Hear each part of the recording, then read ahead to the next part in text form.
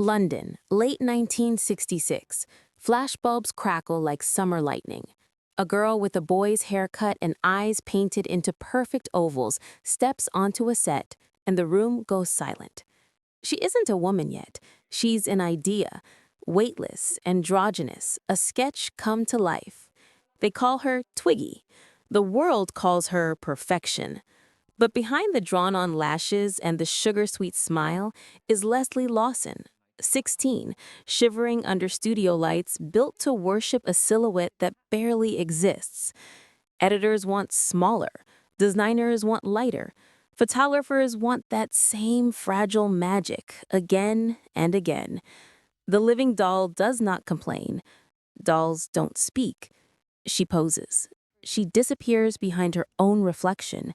And somewhere between the shutter clicks, a question begins to echo.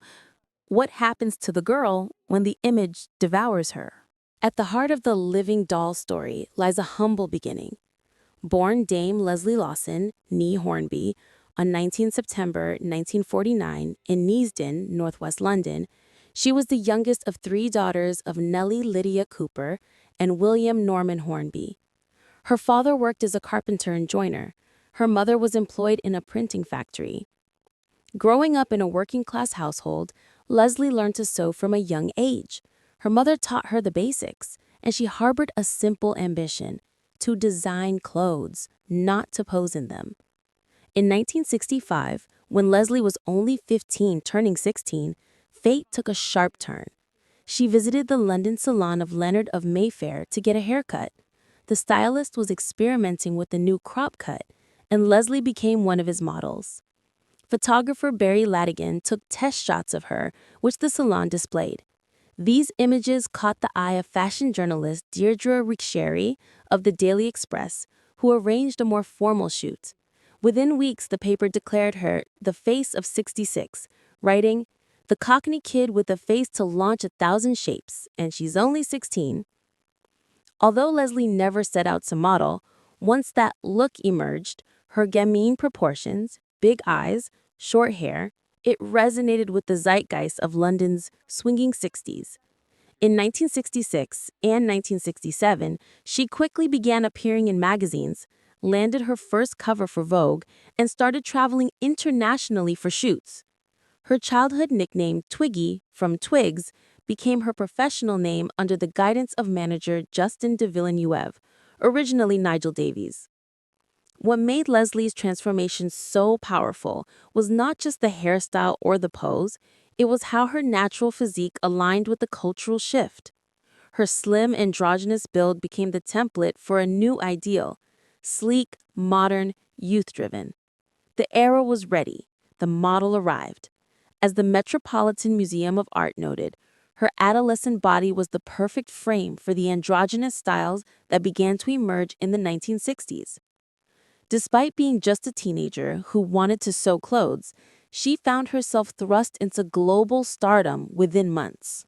By early 1967, Twiggy was no longer just a model. She was a cultural revolution in motion. Her face graced every major fashion magazine across Europe and the US: Vogue, Harper's Bazaar, Elle, 17, often within the same month. The industry hadn't seen anything like her. A teenage girl whose 31-inch height at the hips and 90-pound frame set a new, almost alien standard of beauty. Designers like Mary Quant, the mother of the miniskirt, adored her. Quant saw in Twiggy the embodiment of the youth quake she was trying to capture: free, modern, and unbound by the curves of the previous generation. "She's like a little space-age creature," Quant once said, exactly what the 60s are about. Twiggy's rise wasn't just about fashion. It was about timing. London was the epicenter of pop culture: the Beatles, Carnaby Street, swinging London, and Twiggy became its visual soundtrack. Her photographs by Richard Avedon and Bert Stern spread across the Atlantic, where America instantly fell in love with the British teenage bird. In 1967, she arrived in New York to crowds, flashbulbs, and television interviews, including a feature on The Tonight Show with Johnny Carson. The American press called her the new kind of supermodel, years before the word even existed. Her androgynous silhouette, cropped hair, painted lashes, no curves, became the new global ideal. Suddenly, every girl wanted to look like Twiggy. But behind the fascination was a problem. The industry's obsession with thinness began to spiral. Fashion houses chased her proportions. Young women started dieting to extremes. Twiggy, barely 17, found herself blamed for shaping a beauty ideal she never asked to represent. In later interviews, she would say, "I was just naturally thin. I ate all the time." But suddenly, people were starving themselves to look like me. In just 2 years, she became an international brand. Dolls were made in her image. A fashion line bore her name. Even Mattel released Twiggy Barbie, the first celebrity-based Barbie doll, in 1967. But fame that arrives overnight burns fast. By 1969, Twiggy had conquered the world. Yet she confessed she felt hollow. It was fun at first. Then it became all about the image. And I began to feel like the image had eaten the girl. By the end of the 1960s, Twiggy was everywhere, in magazines, shop windows, billboards, even toy stores. But behind the pastel colors and swinging London optimism, the girl who had become a global symbol of youth was quietly breaking under her own reflection. She was barely 20 years old, and the world already saw her as a relic of its own invention, the face of the decade that was ending. In interviews, she spoke of exhaustion, not excitement. "I never intended to be a model. I blinked and suddenly I was one. I was famous before I understood what fame really meant." As her fame grew, criticism followed.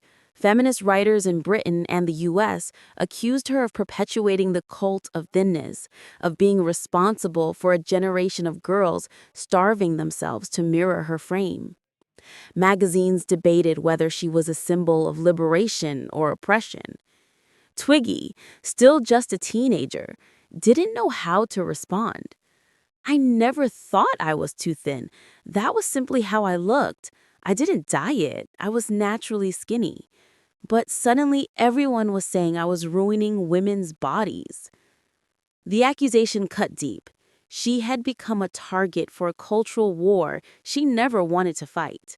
The same press that once crowned her face of the 60s now dissected her like a cautionary tale.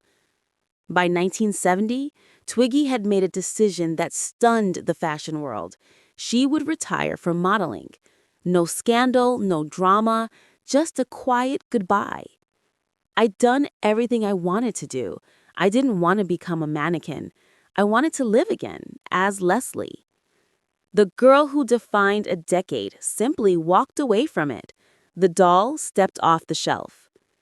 But this fall wasn't an ending. It was a pause, the moment before reinvention. When Twiggy vanished from fashion, many assumed her story was over. But for Lesley Lawson, it was only just beginning. She traded flashbulbs for footlights and began chasing the dream she'd always wanted before modeling found her: performing. In 1971, she debuted as an actress and singer in the film The Boyfriend, directed by Ken Russell. The role was whimsical, musical, and unapologetically theatrical. Everything she had once been told she couldn't be. The performance earned her 2 Golden Globe Awards, Best Actress in a Musical or Comedy, and Most Promising Newcomer. The so-called living doll had come to life. Throughout the 1970s and 1980s, Twiggy toured the world as a singer and performer, releasing albums and appearing on stage in London and New York. She also became a television personality, celebrated not for her looks, but for her wit and warmth. In interviews, she spoke candidly about body image, aging, and the destructive obsession with thinness that her own image had once fueled. Quote, "People forget I was just a kid. I never wanted anyone to feel bad about their body because of me. I only ever wanted to feel comfortable in mine." By the 2000s, Twiggy had gracefully transitioned into a new kind of icon, one that celebrated confidence and authenticity. Her campaigns with Marks and Spencer reintroduced her to a new generation, not as a model, but as a woman aging on her own terms. She championed natural beauty, spoke against cosmetic extremes, and became an advocate for self-acceptance. Quote, "Aging isn't the enemy. It's a privilege. I'm proud of my lines. They tell the story of my life." She was no longer Twiggy the image. She was Lesley, the voice, the woman, the survivor.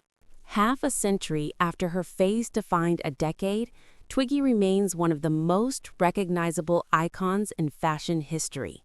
But her true legacy has little to do with makeup or measurements. It lies in how she turned an accident of fame into a lifelong conversation about authenticity, identity, and womanhood. When the world first met her, she was a reflection, a surface to project fantasies onto. But as time passed, she transformed that reflection into something real.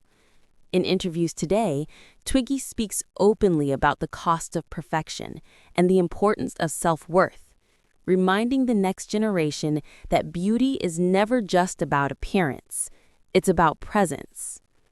"I was never the prettiest, never the curviest, never the tallest. I was just me. And maybe that's what people needed, someone real."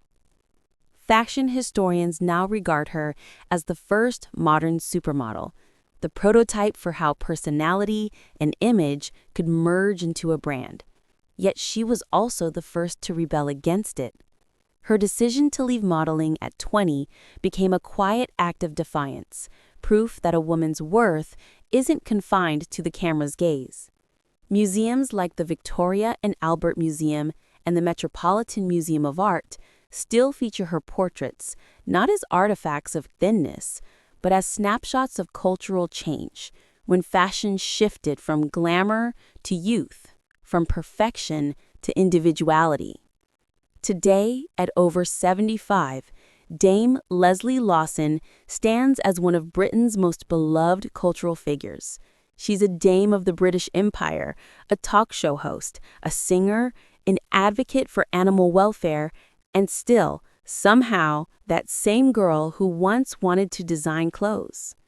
The world once called her the face of 66. But history may remember her better as the woman who redefined what it means to be seen.